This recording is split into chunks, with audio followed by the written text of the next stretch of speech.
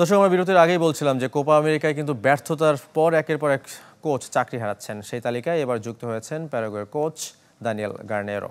বাজে পারফরমেন্সের জেরে বরখাস্ত হতে পারেন যুক্তরাষ্ট্রের গ্রেগ বেরহাল্টার। কারো পৌষ মাস তো কারো সর্বনাশ।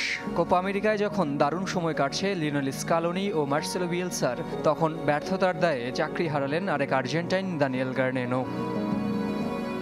মঙ্গলবার সামাজিক যোগাযোগ মাধ্যমে সংক্ষিপ্ত পোস্টে গার্নেনোকে বরখাস্তের ঘোষণা দেয় প্যারাগুয়ান ফুটবল অ্যাসোসিয়েশন। কারণ ব্যাখ্যা না করলেও বুঝতে বাকি নেই কোপায় দলের ভরাডুবির মাশুল গুনতে হয়েছে এই আর্জেন্টাইন ট্যাকটিশিয়ানকে।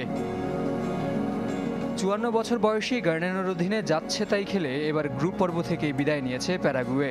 কলম্বিয়া, ব্রাজিলের পর হেরেছে কোস্টারিকার সাথেও। ৩ গোলের বিপরীতে কনসিড করেছে ৮ গোল। বিশ্বকাপ বাছাইয়েও খারাপ সময় কাটাচ্ছে দলটি। লাতিনের ১০ দলের বাছাইয়ে তাদের অবস্থান ৭-এ। গেল বছর সেপ্টেম্বরে দায়িত্ব নেয়ার পর ১০ ম্যাচে এই ট্যাকটিশিয়ানের অধীনে ৬ হারের বিপরীতে মাত্র ২ জয় লস গুয়ারানিজদের। স্বস্তিতে নেই যুক্তরাষ্ট্রের কোচ গ্রেগ বেরহাল্টারও। মার্কিন গণমাধ্যমে গুঞ্জন, ঘরের মাঠে ভরাডুবির কারণে বরখাস্ত হতে পারেন তিনিও। চলতি সপ্তাহের মধ্যেই নির্ধারিত হতে পারে তার ভাগ্য। এর আগে কোপা ব্যর্থতায় চাকরি হারিয়েছিলেন ইকুয়েডরের কোচ ফেলিক্স সানচেজ। মেসির আর্জেন্টিনার কাছে হেরে কোয়ার্টার ফাইনাল থেকে বিদায় নিয়েছিল তার দল। জহির সাগর, চ্যানেল 24।